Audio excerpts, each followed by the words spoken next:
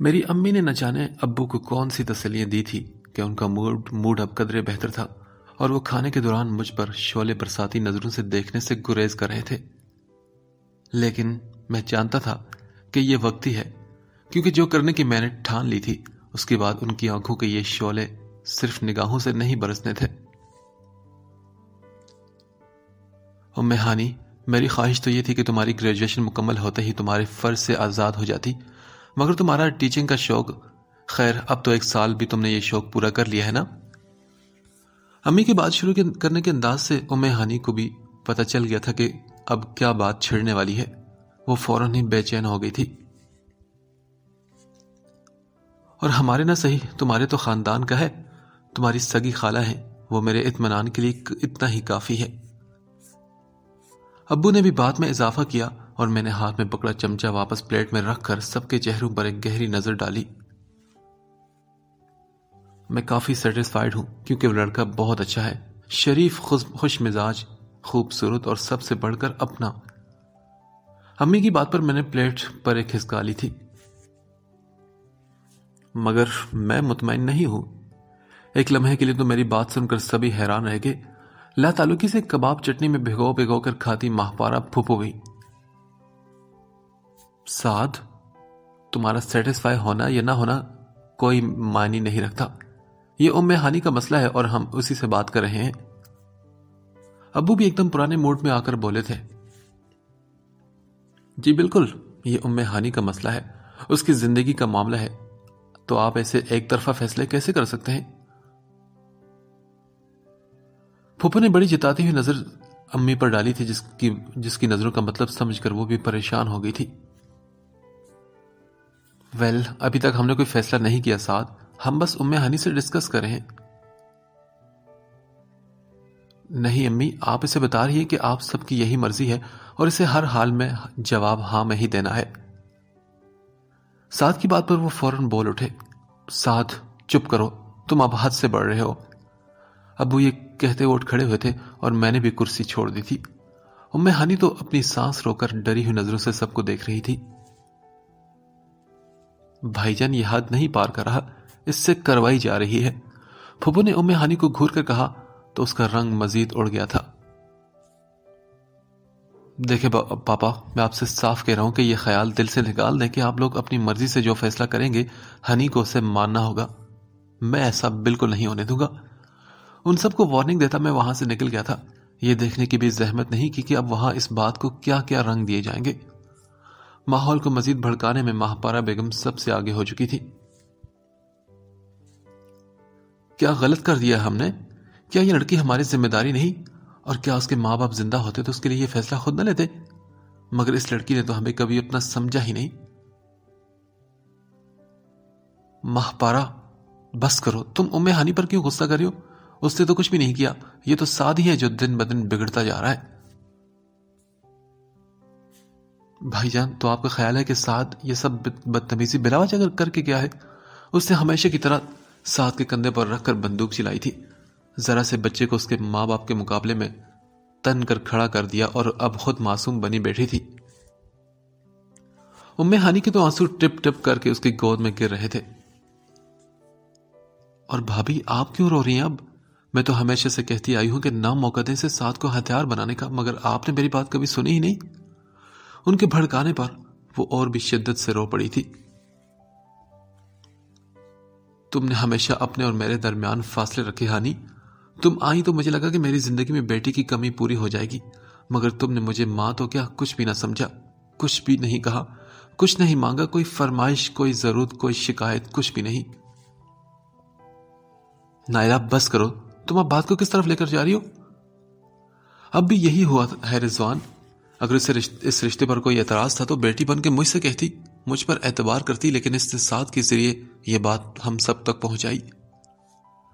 نائلہ کی بات پر ام ہانی نے بے بسی بھرے آنکھوں سے انہیں دیکھا تھا۔ اس کے دل کو ٹھیس پہنچی تھی ان کی باتوں سے۔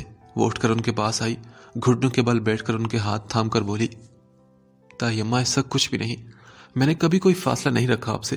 سچ تو یہ ہے کہ فرمائش یا شکایت کی کبھی نوبت ہی نہیں آنے دی آپ نے۔ میری ہر ضرورت، ماں کی طرح بن کہے پوری کی، اور میں سچ کہہ رہی ہوں کہ میں نے سعد سے کچھ بھی نہیں کہا. میں نے کبھی اسے یہ نہیں کہا کہ وہ آپ سے یہ بات کرے. ہاں، یہ سچ ہے کہ میں یہ شادی نہیں کرنا چاہتی، کیونکہ میں اس ملک سے باہر نہیں جانا چاہتی تھی جہاں میرے اماں اور ابا کی یادیں ہیں. بس آپ سے کہنے سے میں جھجک رہی تھی. محبت سے یہ بات کہتے اس نے ان کی گود میں سر رکھ دیا تو وہ ان کا دل بھی نرم پڑا تھا، اور اسی محبت سے جھک کر انہوں نے اس کا ماتھا چوم لیا، جو ماہپارہ بیگم کو مزید غصہ دلانے کے لیے کافی تھا. پھر بھی تم نے سعد سے کچھ تو کہا ہوگا جو وہ اتنی ضد دکھا رہا ہے. بس ماہپارہ، بات کو اتنا مت بگاڑو تم. سعد اس عمر کے حصے میں ہے جہاں اپنے بڑے ہونے کا احساس ہر بچے کو ہونے لگتا ہے. وہ گھر کے معاملات میں انٹرفیئر کر کے ہمیں اپنے ہونے کا احساس دلا رہا ہے. بس. رضوان نے ماہپارہ کو ٹوکتے ہوئے کہا تو نائلہ بھی بول پڑی. ہاں ماہپارہ، رضوان بالکل ٹھیک کہہ رہے ہیں، اور پھر وہ ام ہانی سے کتنا اٹیچ بھی تو ہے، اور اس کے اتنے دور جانے کے خیال سے وہ کافی جذباتی بھی ہو چکا ہے. ہاں تو ٹھیک ہے، اس کی ضد کی خاطر اس لڑکی کو بھی بٹھائے رکھے حویلی میں، ایک سے بھلی دو. ان سب کی بحث جاری تھی، اور اس ساری بحث اور ہنگامے سے دور میں جنید کا ہاتھ تھامے اسے گھسیٹتے ہوئے اس کھنڈر کی طرف لے جا رہا تھا. جنید تو حیران پریشان غصے میں خود کو چھڑاتا پوچھتا جا رہا تھا، سنو، کیا تم پاگل ہو گئے ہو کیا؟ کہاں لے کر جا رہے ہو مجھے؟ پر وہ ساتھ ساتھ گھسٹتا جا رہا تھا، گھسٹتا ہی جا رہا تھا اور پوچھتا جا رہا تھا، مجھے کچھ نہیں پتا، آخر تمہارے ساتھ مسئلہ کیا ہے؟ میں نے اسے سیدھا وہیں لا کر کھڑا کیا جہاں اس نے ام ہانی کے ساتھ اپنا نام لکھنے کی ہمت کی تھی. اب وہاں پھیلی ہوئی سیاہی کے علاوہ کچھ نہیں تھا، جس پر نظر پڑتے ہی وہ چپ ہو گیا. تمہیں جواب چاہیے تھا نا، تو یہ ہے تمہارا جواب. یہ کیا حرکت ہے؟ ہاں، تمہاری یہ بچکانہ رویہ میری سمجھ سے باہر ہے. جنید کی بات پر میں طنزیہ مسکرایا. ہاں تو تمہیں لگتا ہے کہ یہ میں نے کیا ہے؟ جا کے دیکھو جنید، کوئلے کی یہ سیاہی اتنی گہری ہوتی ہے کہ دھونے کے باوجود ابھی تک ہنی کے ہاتھوں سے گئی نہیں ہوگی. اوہ ریلی؟ جنید سمجھدار تھا، میری بات سمجھ گیا. وہ بھی جو میں نے نہیں بتایا، اور وہ بھی جو میں نے بتایا. میں نہیں جانتا کہ اس نے اپنی ماں کو یعنی ہنی کی خالہ کو کیا کہہ کر مطمئن کیا. بس اتنا پتا ہے کہ اگلے 2 گھنٹوں کے اندر اندر وہ وہاں سے چلا گیا، اور تیسرے گھنٹے میں اس کی ماما نے بڑے ہی شرمسار انداز میں فون پر ماما سے معذرت کر لی تھی اس رشتے سے ہی. وہ گیلے بالوں کے ساتھ برآمدے میں بچھے تخت پر لیٹی کوئی کتاب پڑھ رہی تھی. شام کے سائے گہرے ہوتے ہی ٹھنڈ بڑھ جاتی ہے تو اس نے شال بھی اوڑھ رکھی تھی. میں ایک فاتحانہ سی مسکراہٹ کے ساتھ اسے دیکھتا وہیں رک گیا. بس اتنی سی بات تھی، صرف 3 گھنٹے. 3 گھنٹوں کے اندر اندر میں اپنے اور اس کے درمیان آنے والے کسی بھی شخص کو بھگا سکتا ہوں. ساتھ مجھے سچ سچ بتاؤ کہ تم نے کیا کہا تھا اسے کہ وہ یوں چلا گیا؟ مجھ پر نظر پڑتے ہی وہ پوچھنے لگی. کچھ نہیں، بس لاحول پڑی تھی اس پر. میں اس کے ساتھ ہی تخت پر لیٹ گیا تھا. پر سعد، وہ مہمان تھا ہمارا. اس کی بات کو اگنور کرتے ہوئے میں نے اس کی شال کا کونا گھسیٹا. مجھے بھی دو، کافی سردی لگ رہی ہے مجھے. ہاں تو اندر چلے جاؤ نا، سردی لگ رہی ہے تو. نہیں، میں نے بس یہی رہنا ہے. میں نے تخت پر نیم دراز ہو کر آنکھیں بند کر لی تھی. اس کے بالوں کی مہکی مہکی ٹھنڈک مجھ پر نیند طاری کر رہی تھی. سعد، تم کیوں کرتے ہو ایسا؟ سب پریشان ہوتے ہیں، اور پھپھو کو لگتا ہے کہ میں تمہیں بگاڑ رہی ہوں. اس کی بات پر میں نے نیند سے بوجھل آنکھیں ذرا سی کھول کر اسے دیکھا. شام کے اس پہر وہ کتنی پیاری لگ رہی تھی. ہنی، تمہارے بالوں کی خوشبو سے مجھے نیند کیوں آ جاتی ہے؟ اوفو سعد، میں تم سے کیا کہہ رہی ہوں اور تم کیا کہہ رہے ہو؟ مجھے بتاؤ نا ہنی، کیا میں ہمیشہ تمہاری شال میں سو سکتا ہوں؟ اف، بدھو ہو تم سعد. اچھا ہمیشہ نہیں، بس آج کے لیے. میں نے پھر اس سے ریکویسٹ کی. نیند میں ڈوبنے سے پہلے بس اس کی مسکراہٹ میں نے دیکھی تھی، اور کانوں میں گونجتی دور سے آتی بانسر کی وہ مدھر سی آواز بھی. میرا کام پورا ہو گیا تھا. ابو کا اگلا لیکچر میں نے ایک پرسکون اور ڈھیٹ سی مسکراہٹ کے ساتھ سنا، اور پھر واپس ہاسٹل چلا گیا.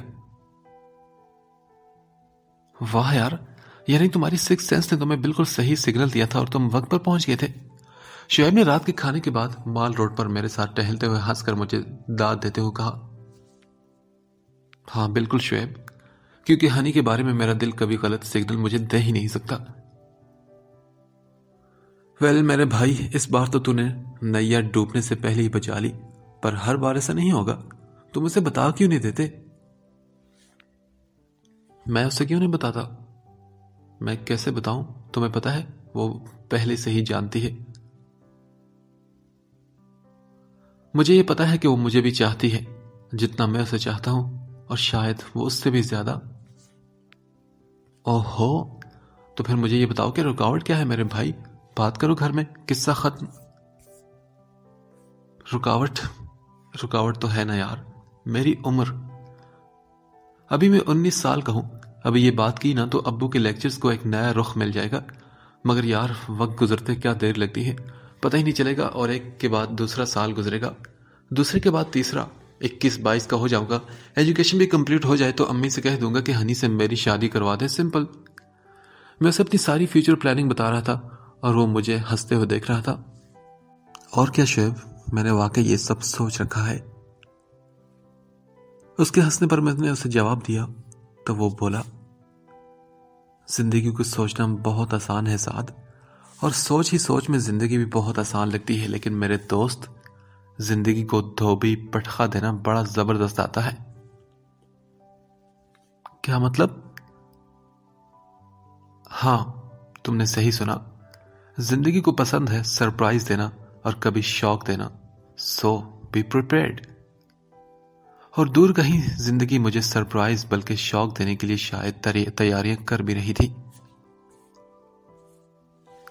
پیپل کا وہ پیڑ اس سرکاری دفتر کے سال خوردہ پلستر جھڑی عمارت کے سامنے ذرا سے فاصلے پر تھا، جس کی گھنی شاخیں دور تک پھیلی نیچے کو جھک کر آئی تھی، اور اسی کی ایک شاخ پر ہلکے بادامی کرتا پجامے میں ام ہانی اپنی اسکیچ بک پر پینسل پھیرنے میں مصروف تھی۔ گاہے بگاہے نظر اٹھا کر وہ اس عمارت کو دیکھتی جو گزشتہ کئی سال سے ویران پڑی تھی۔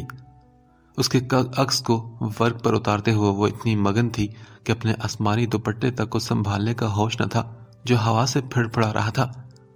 فضا میں ہوا کی ہلکی سی سرسراہٹ تھی، یا شاید کورے کاغذ پر پنسل کی، یا پھر پنسل کو تھامے ہاتھ کی حرکت سے گنگنا اٹھنے والی کانچ کی چوڑیوں کی، اور پھر ایک اور آواز، کسی گاڑی کے زور سے بجتے ہارن کی زوردار آواز، جس پر ام ہانی کا انہماک ٹوٹا تھا۔ ایک ہاتھ سے اپنے اڑتے دوپٹے کو سنبھالتے ہوئے اس نے بیزاری سے سامنے نظر ڈالی۔ اسی عمارت کے سامنے رکی سرکاری نمبر پلیٹ والی گاڑی سے سالار اعظم 2-3 لوگوں کے ساتھ نیچے اتر رہا تھا۔ ام ہانی کی نظروں کے بیزاری جانے کیسے پل بھر میں ختم ہو گئی تھی، ہاتھ سے آنچل پھر سے چھوٹ گیا تھا۔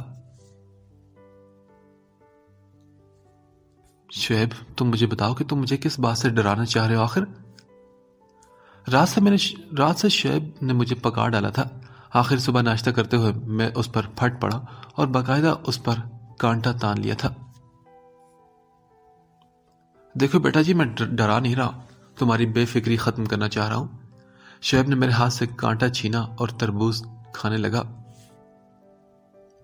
پر یار وہ میری کزن ہے اور ہم لوگ ایک ہی گھر میں رہتے ہیں۔ میری امی بھی اسے بہت پسند کرتی ہے اور ابو بھی بہت چاہتے ہیں۔ دیکھ لینا، کسی کو اعتراض نہیں ہوگا، اور جب بھی مناسب وقت آئے گا میں یہ بات کروں گا، اور تو جانتا ہے نا سبھی ہنسی خوشی راضی ہو جائے گے ہمارے رشتے پر۔ واو، پلاننگ تو اچھی ہے، لیکن اگر اس سے پہلے کسی اور کا مناسب وقت آ گیا تو؟ شعیب کی بات پر توس پر جیم لگاتے لگاتے میرے ہاتھ رکے تھے۔ کسی اور کا؟ کون؟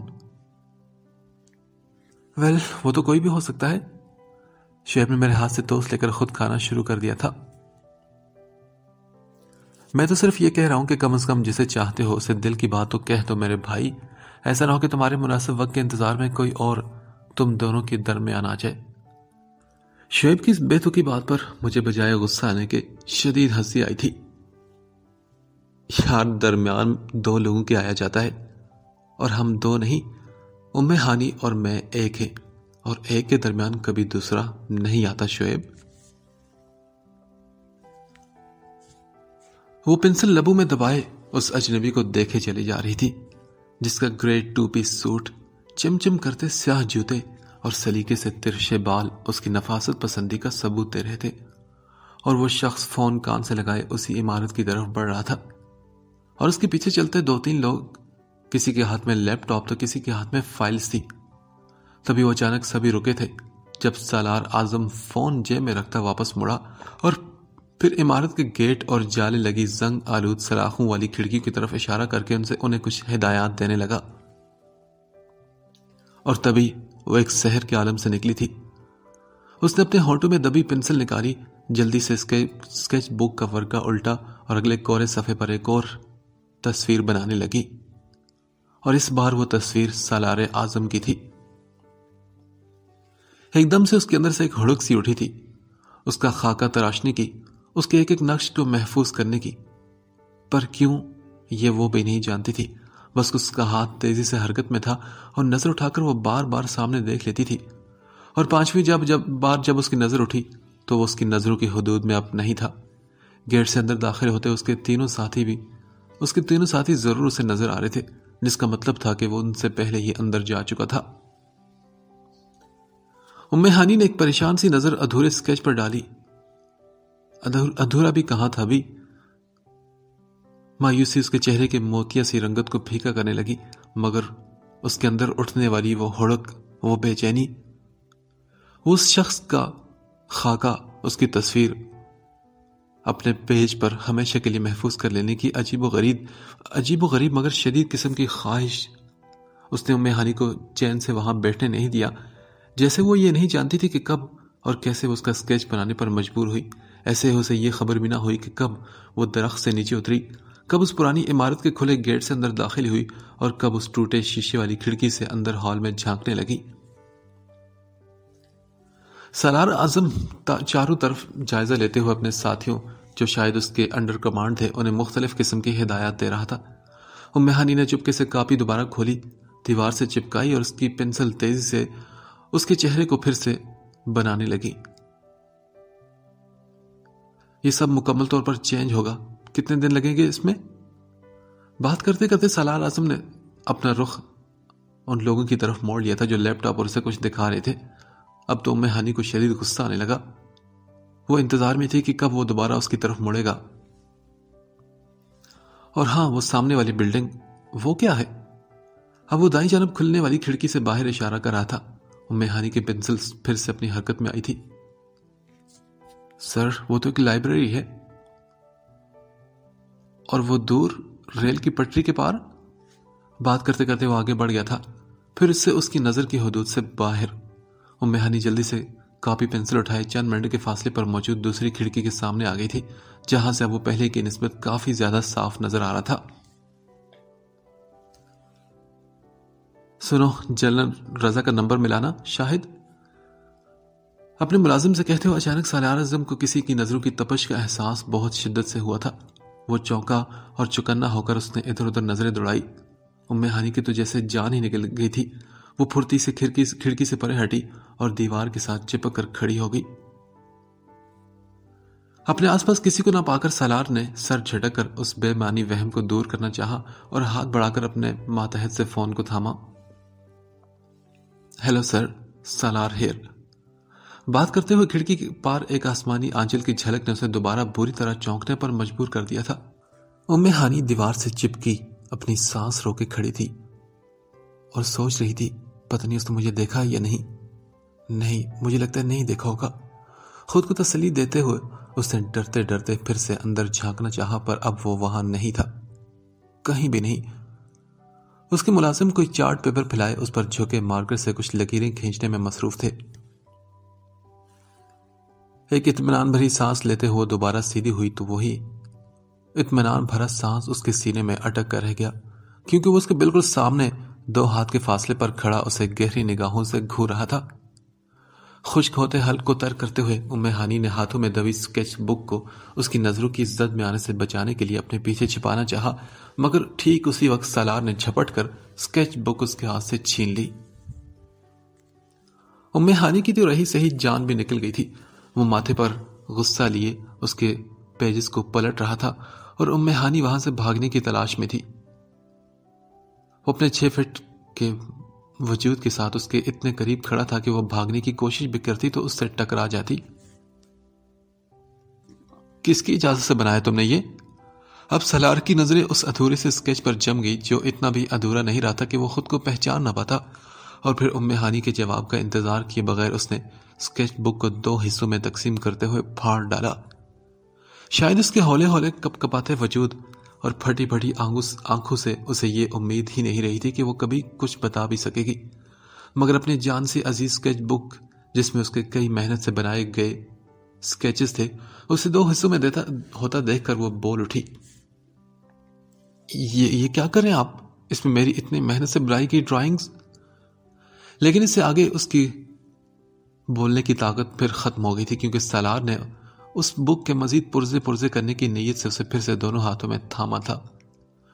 ہانی کی آنکھوں میں بے بسی سے آنسو آگے، یہ موٹے موٹے آنسو، اور سالار اعظم جو بے حد غصے کے عالم میں اس کے چہرے کے سامنے اسکیچ بک کے یہ دونوں حصے کئی حصوں میں تقسیم کرنے کی نیت سے آگے کیے ہوئے تھا، فوراً وہیں رک گیا۔ اسے اب اور کچھ نظر نہیں آ رہا تھا سوائے ان آنسو کے۔ وہ گھبرا کر 2 قدم پیچھے ہٹا، جیسے گہرے کنویں میں جھانکنے کے بعد کوئی ڈر کر پرے ہٹتا ہے کہ کہیں اس میں گر کر ڈوب نہ جائے۔ اس کے کچھ دور ہوتے ہی ہانی نے بھاگنے کی راہ تلاش کر لی تھی، اور وہ ہاتھ میں اسکیچ بک کے دونوں حصے تھامے گم سم کھڑا دور تک اسے بھاگتے ہوئے دیکھتا رہا۔ پھر سے تم دوا لینے کے بہانے سارا دن گھر سے باہر رہی ہو نا؟ سلمہ سر جھکائے کھڑی نائلہ کی ڈانٹ سن رہی تھی، اور ماہپارہ بیگم کو تو اب بھی نائلہ کے الفاظ کچھ کم لگ رہے تھے۔ وہ اپنی زبان زہر میں بھگو کر میدان میں اتری۔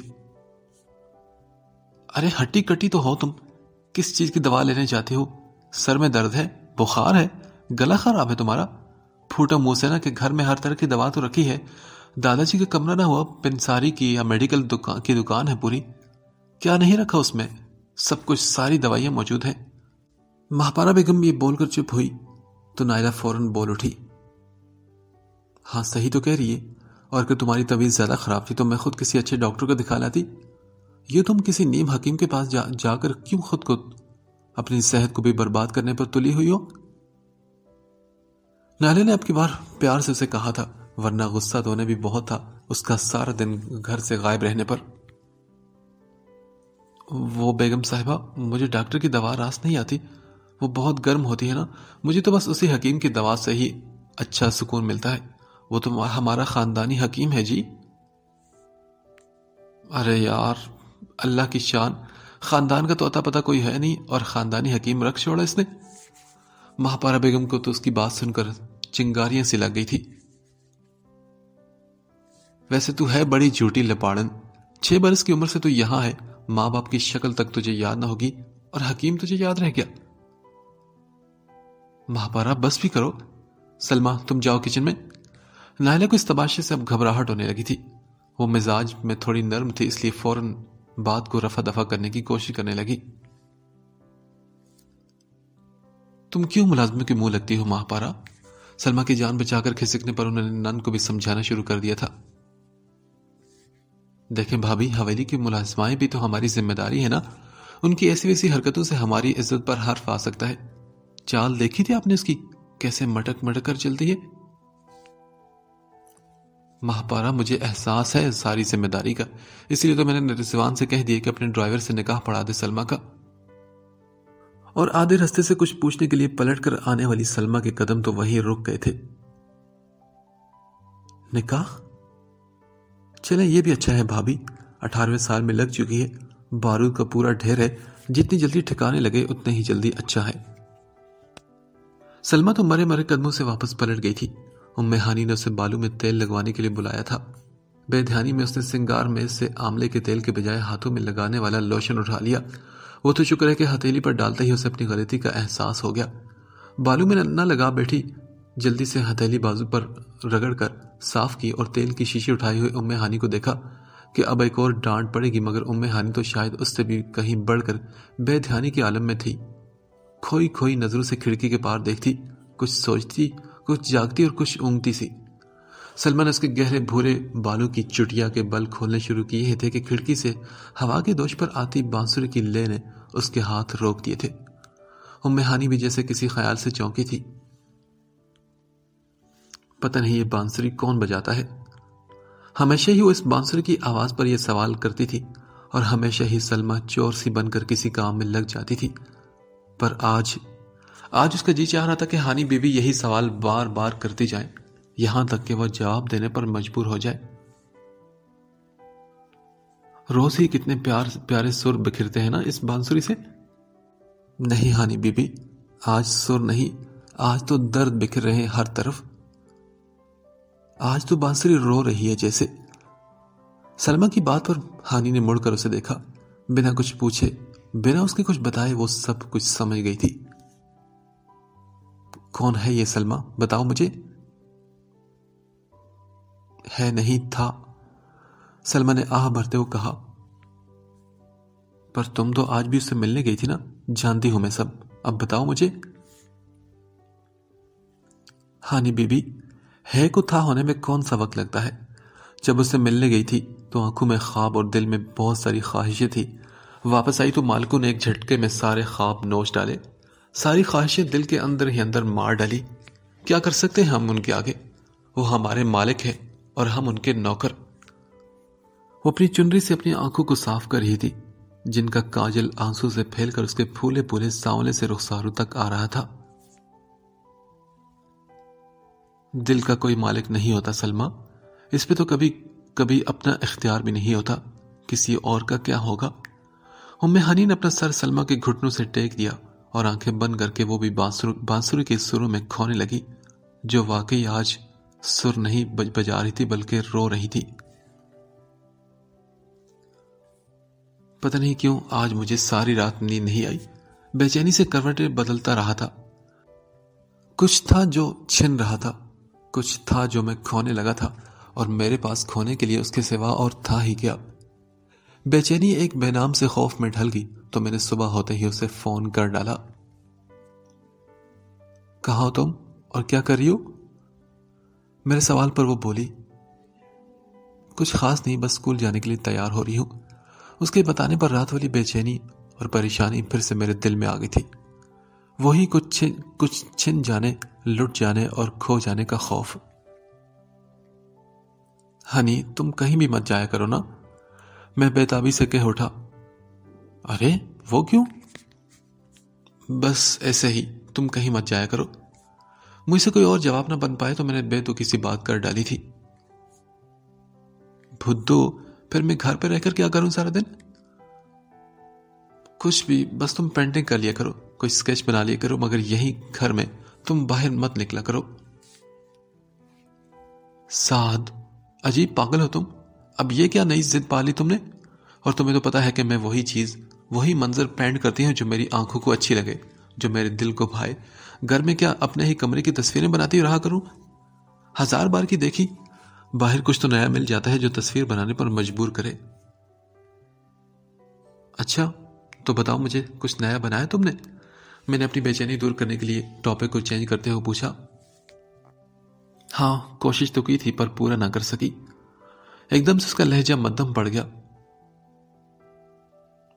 تو وہ کیا بنا رہی تھی تم، بتاؤ مجھے؟ ہاں، بس تھا ایک منظر، اسے دیکھتے ہی ایک خوف سا محسوس ہوا کہ کہیں پلک جھپکتے ہی یہ منظر میری آنکھوں سے گم نہ ہو جائے، اور پھر میرے فوراً ہی اسے اپنی سکیچ بک میں قید کرنا چاہا، مگر ساتھ کچھ منظر قید کرنے کے لیے نہیں ہوتے، تتلی کی طرح اڑ جاتے ہیں ہاتھوں سے نکل کر، مگر جیسے جیسے تتلی ہتھیلی پر رنگ چھوڑ جاتی ہے، وہ منظر بھی اپنے رنگ چھوڑ گیا ہے میری آنکھوں میں۔ ام ہانی کھوئی سے انداز میں کہہ رہی تھی، اور میں اس انجانے منظر سے جان بوجھ کر دشمنی پالنے لگا تھا۔ سوجی کے حلوے کی خوشبو، چکی کے پسے خالص گیہوں کے پراٹھے جو دیسی گھی میں تلے گئے تھے، ان کی مہک پر حاوی تھی۔ بھائی واہ، آج تو ناشتے پر کافی اہتمام کیا ہے بھابھی، کہیں ساتھ پھر سے تو نہیں آ رہا؟ ماہپارہ کے سوال پر کرسی سنبھالتے رضوان نے فوراً سے پہلے کہا، نہیں، وہ ویکنڈ سے پہلے نہیں آئے گا، اور نائلہ خبردار جو تم اس کی ڈرامے بازی میں آئی تو، اور اسے آنے کے لیے کہا تو۔ وہ ہاسٹل نہ ہوا کالا پانی ہو گیا، کیسی باتیں کریں آپ؟ نائلہ نے سر جھٹکتے ہوئے حلوے کی تھالی رضوان کے آگے بڑھائی تھی اور پھر ساتھ ہی بات چھیڑ دی تھی۔ اچھا سنیں، مجھے ایک بار دکھا دیجیے گا وہ ڈرائیور، میں دیکھ بھال کے تسلی کر لوں۔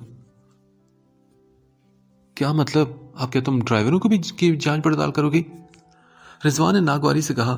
یہی ناگواری پراٹھے کا نوالا توڑتی ماہوارہ کے چہرے پر بھی جھلکنے لگی تھی، مگر اس کی وجہ سراسر اور تھی۔ توبہ ہے رضوان، لڑکی کا معاملہ ہے، بھلے وہ ہماری ملازمہ ہے مگر 6 سال کی عمر سے پالا ہے اسے ہم نے، ایسے کسی اچکے لمفنگے کے ہاتھ دے دیں، کل کلا کو روتی بدکتی دوبارہ ہمارے یہاں آ کر بیٹھ گئی تو؟ ارے کیسی باتیں کری ہو تم؟ کہاں جانا ہے ان دونوں نے؟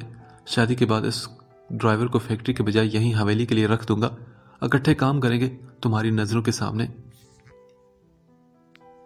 آپ کی بات ٹھیک ہے رضوان، مگر اس کا کوئی گھر بار تو ہوگا، خاندان وغیرہ۔ ارے بھابھی، بھائی جان کو سکون سے ناشتہ تو کرنے دے۔ مہاپارا سے اب اور برداشت نہ ہوا تو وہ فوراً بول پڑی تھی۔ ہاں نائلہ، تم چائے منگواؤ اور جلدی، مجھے نکلنا ہے، نیا کمشنر آیا قصبے میں، اس سے میٹنگ ہے۔ مہاپارا ناشتہ دھورا چھوڑ کر اٹھ گئی تھی۔ ان کے تو حلق تک میں زہر بھر گیا تھا سلمیٰ کے شادی اور رشتے کے بات سن کر۔ سب کو اپنی اپنی ذمہ داریاں یاد ہے، حتیٰ کہ نوکرانیوں کے بھی، ان کو بھی ٹھکانے لگانے کی فکر ہے۔ ام ہانی کا سوچ کر ان کی راتوں کی نیند اڑی ہوئی تھی کہ بن ماں باپ کی بچی ہے، کیا منہ دکھائیں گے اوپر جا کر؟ یہی باتیں کرتے وہ بڑے دادا کے کمرے میں داخل ہوئی تھی۔ ان کی دوا کا وقت تھا اور یہ ذمہ داری مہاپارا کے سر پر ہی تھی۔ ان کی ہیئرنگ ڈیوائس ان کے سینے پر دھری تھی۔ مہاپارا ان کے سرہانے کھڑے ہو کر آنسو سے ڈبڈباتی نظروں سے انہیں دیکھنے لگی اور پھر بولی، کیا میں بن ماں باپ کی نہیں ہوں؟ میرا فرض ادا کرنا کسی کو یاد نہیں تھا؟ میرے معاملے میں تو کسی کو خدا کا خوف نہیں آتا، ملازمت تک کا جوڑ ڈھونڈ لیا ہے ان لوگوں نے، پر میں کسی کو نظر نہیں آتی۔ روتے روتے وہ نیچے بیٹھ گئی اور ان کے بیڈ کے پائے سے سر ٹیک کر سسکنے لگی۔ کیا میرا وجود بھی تنکے سے بھی ہلکا ہے؟ ہیئرنگ ڈیوائس نہ لگا ہونے کے باعث بڑے دادا اس کی سسکیوں اور شیکوں کی آواز پر تو نہ جاگے، مگر ان کی ہچکیوں سے جو ان کے پلنگ کو ہلکے ہلکے جھٹکے لگے، اس سے ان کی آنکھ کھل گئی اور ان کا سر اپنے بیڈ کی پیروں والی سائڈ دیکھ کر وہ ڈانٹ کر کہنے لگے، اور کڑیے اتھے کیوں سر رکھ کے پہ گئی تو؟ جیوندہ ہوں میں، ابھی مرا نہیں۔ چل اب اٹھ، شاباش، جا ادھر سے۔ مہاپارا بیگم روتے روتے اٹھ کر باہر نکل گئی تھی۔ یہ مٹی کی خوشبو کتنی اچھی لگتی ہے نا؟ ام ہانی اپنی کلاس کے بچوں کے ساتھ کیاری میں گلاب کی نئی کلمیں لگا رہی تھی، اس کے ہاتھ گیلی مٹی سے بھرے تھے۔ ٹیچر، اس میں پھول کتنے دن بعد لگیں گے؟ ایک بچے نے معصومی سے سوال کیا تو وہ بولی، بہت جلدی، بس روز اسے پانی دینا۔ اور حسن، آپ نے اپنا یونیفارم کیوں بھر لیا مٹی سے؟ دھیان سے بیٹا۔ پھر اپنے ہاتھ جھاڑتی پانی کے پائپ کے پاس آنے لگی جہاں 2-3 اور بچے گملوں پہ سرخ رنگ پھیر رہے تھے۔ ایک بچہ پھرتی سے آگے بڑھ کر پائپ تھامے ہوئے ہاتھ دھلانے میں اس کی مدد کرنے لگا۔ کتنے خوبصورت لگ رہے ہیں یہ گملے رنگ ہونے کے بعد، شاباش۔ ہاتھ رگڑ رگڑ کر دھوتے ہوئے اس کے اسکول کے احاطے میں گاڑی داخل ہوتی اس نے دیکھی تھی۔ گیلے ہاتھوں سے ماتھے پر آئے اپنے بال پیچھے ہٹاتی وہ سیدھی ہوئی اور گاڑی سے اترتا سالار اعظم اسی کی طرف چلا آ رہا تھا، لیکن اس کی حیران نظریں کیاری کے پاس کام کرتے بچوں پر تھی۔ شاید ام ہانی کو اب تک وہ دیکھ نہیں پایا تھا۔ آپ لوگ پڑھتے ہیں یہاں پر؟ وہ کلاس 3 کے دلاور سے یہ بات پوچھ رہا تھا، حالانکہ اس کے یونیفارم میں ہونا خود سالار کے سوال کا جواب تھا، پھر بھی اس کے لہجے میں ایک بے یقینی سی تھی۔ جی انکل، میں کلاس 3 میں ہوں۔ اچھا، تو کلاس میں ہونے کے بجائے آپ یہاں کیا کر رہے ہیں؟ یہاں ہم کام کر رہے ہیں، بچے نے سادگی سے اپنی مٹی میں لپے ہاتھ آگے کر کے دکھائے۔ کام؟ پر یہاں تو آپ کو پڑھنے کو بھیجا جاتا ہے نا، یا آپ مزدوری کے لیے آتے ہیں؟ کہاں ہے آپ کی پرنسپل بتائیں مجھے۔ جی فرمائیے، میں ہوں یہاں کی پرنسپل، کوئی کام ہے آپ کو؟ ام ہانی دوپٹے سے ہاتھ خشک کرتی اس کے قریب چلی آئی تھی۔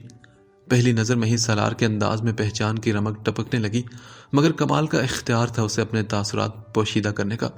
اگلے ہی پل وہ نظریں پھر سے ناشنا اور اجنبی ہو گئی تھی۔ کیا آپ کسی بچے کے ایڈمیشن کے لیے آئے ہیں یہاں پر؟ ام ہانی نے ایک اور سوال کیا تو وہ بولا، مس، آپ کی تعریف؟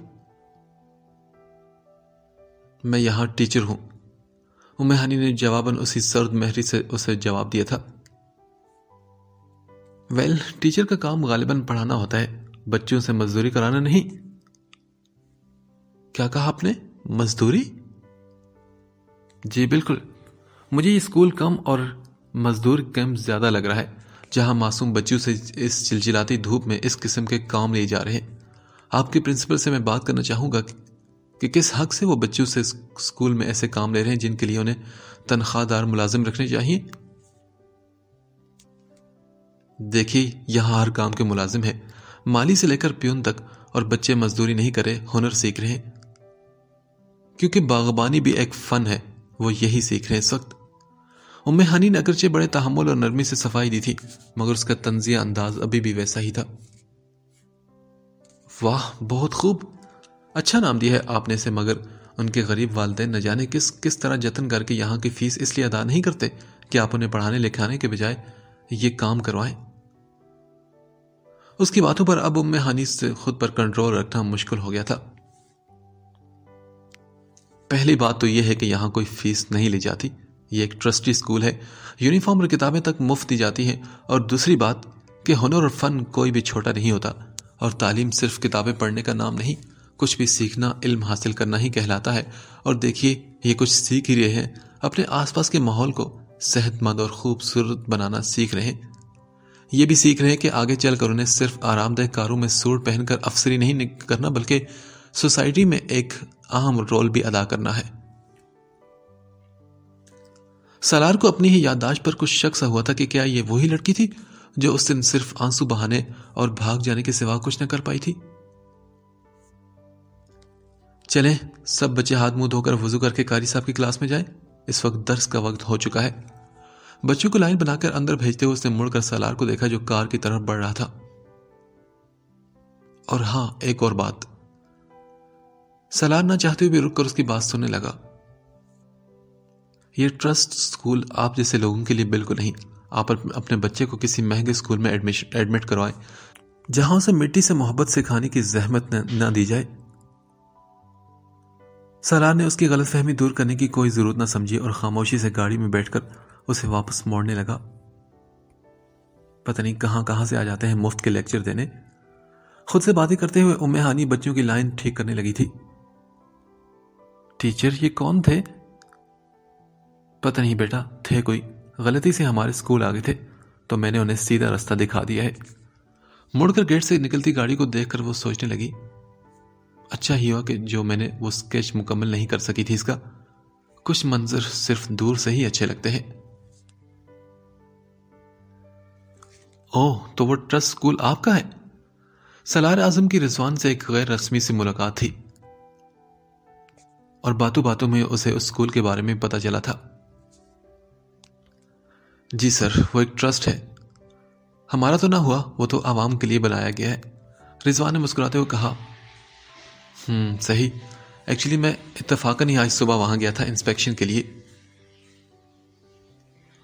تبھی تو مجھے علم ہوا ہے کہ نئے کمشنر صاحب خود ہر جگہ جا رہے ہیں۔ میں تو آپ سے کافی امپریس ہوں، رضوان نے ان کی تعریف کرتے ہوئے کہا۔ ویل، امپریس تو میں بھی بہت ہوا ہوں، یہ جان کر کے اس علاقے کے صاحب حیثیت لوگوں کو یہاں کے عام رہنے والوں کی ضروریات کا کتنا خیال ہے۔ سالار اعظم نے رضوان کی خوش دلی سے کہی تعریف کا جواب بھی خوش دلی سے دینا چاہا۔ ویل، یہ تو ہماری ذمہ داری ہے سر۔ چلیں آپ بتائیں، آپ کو کیسا لگا اسکول؟ اسکول ویسے تو سب ٹھیک ہے، مگر آپ نے جو سٹاف وہاں پر… سالار کی بات ام ہانی کو آفس میں داخل ہوتے دیکھ کر ادھوری رہ گئی تھی۔ وہ بھی رضوان کو سلام کرتے ہی اس کے دیکھ کے بالکل اسی کے انداز میں چپ ہو کر رہ گئی۔ ارے بیٹا آؤ، تمہیں اپنے مہمان سے ملواتا ہوں، یہ ہمارے نئے کمشنر ہیں، عرصے بعد ہمارے علاقے کو کوئی فرض شناس اور ذمہ دار آفیسر ملا ہے، اور سالار صاحب، یہ میری بیٹی ہے ام ہانی۔ اوہ، خوشی ہوئی آپ سے مل کر۔ سالار اعظم کا لہجہ سراسر رسمی سا تھا۔ رضوان شاہ کی بیٹی سے مل کر ہوئی ہوگی خوشی، ایکٹریس اسکول کی معمولی ٹیچر سے مل کر تو نہیں ہوگی نا؟ ام ہانی نے چڑھ کر کہا۔ اوہ، لگتا ہے کہ آپ دونوں پہلے مل چکے ہیں۔ بڑے ابو، میں چلتی ہوں، آپ بزی ہیں تو گھر میں بات کر لوں گی۔ یہ کہہ کر ام ہانی چلی گئی، مگر سالار اعظم کے پھر وہاں بقیہ 13 منٹ بڑی مشکل سے کٹے تھے۔ جمعے کا دن اور لاہور کا داتا دربار ایک ہجوم سا تھا۔ وہاں پر نہ صرف لاہور کے بلکہ آس پاس کے کتنے ہی لوگ اس دربار کے احاطے میں نماز جمعہ کی ادائیگی کے لیے آتے تھے۔ قوالوں کی ٹولیاں جگہ جگہ بیٹھی تھی، کئی طرفوں سے نعتوں کی پرسوز آوازیں بھی گونج رہی تھی۔ عطر اور اگربتی کی مہک میں ڈوبا ہوا ماحول۔ یار، جمعے کی نماز بھی پڑھ لیں گے، فاتح بھی ہو جائے گی مزار پر، اور ساتھ میں یہ بھی لینا تھا مجھے۔ سر پر رومال باندھتے ہوئے شعیب سیڑھیوں کے پاس چادر بچھا کر چوڑیاں اور کڑے بیچتی عورت کے پاس رکا تھا۔ کیا یہ گرل فرینڈ کے لیے؟ میں نے ہونک پن سے پوچھا۔ ذلیل انسان، جمعے کی باجماعت نماز پڑھنے کا کہہ کر مجھے یہاں اتنے رش میں گھسیٹ لایا، اور اب گرل فرینڈ کے لیے چوڑیاں لے رہا تھا؟ ابے نہیں یار، ایسی کوئی مخلوق ابھی مجھے ملی نہیں، یہ تو میں اپنی آپا کے لیے لے رہا ہوں۔ ہاں تو آپا کے لیے کسی اچھی جگہ سے لو، یہ تو ہیں بھی سب بلیک رنگ کی عجیب سی۔ یہ منت کی چوڑیاں ہیں، اماں نے کہا تھا کہ یاد سلاؤں، آپا کی شادی کی عمر گزر رہی ہے نا، رشتہ نہیں آ رہا۔ اب اگر اماں کا عقیدہ ہے کہ یہ چوڑیاں پہننے سے آپا کا رشتہ جلدی آ جائے گا تو کیا کیا جا سکتا ہے؟ شعیب کی بات سے مجھے بھی دور کی ایک کوڑی سوجی تھی۔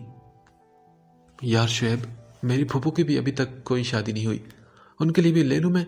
قسم سے امی اور ام ہانی دونوں مجھے بہت دعائیں دے گی اگر واقعی ان چوڑیوں نے کام کر دکھایا تو۔ ہاں ضرور سعد، اور اگر ان کے ساتھ کسی ناکام عشق والی کہانی جڑی ہے تو یہ موٹی والی کالی چوڑیاں لو ان کے لیے، وہ بھی دو کیونکہ یہ پسند کی شادی کی منت کی ہیں۔ کیا واقعی؟ میں نے حیران ہو کر پوچھا تو وہ بولا، ہاں بالکل، پتہ ہے لڑکیاں دور دور سے آ کر لیتی ہیں، ان کو پہننے سے ان کی شادی وہیں ہو جاتی ہے جہاں وہ چاہتی ہیں، یہ ان کا ماننا ہے۔ قوالیوں کا شور اچانک تھم گیا تھا، لگتا ہے آذان ہونے والی ہے، اور شعیب کا اندازہ درست تھا کیونکہ اگلے ہی لمحے لاؤڈ سپیکر سے آذان کی آواز گونج اٹھی تھی۔ چل یار، چھوڑ چوڑیاں، میں نہیں مانتا ان باتوں کو، نماز کا وقت ہو رہا ہے۔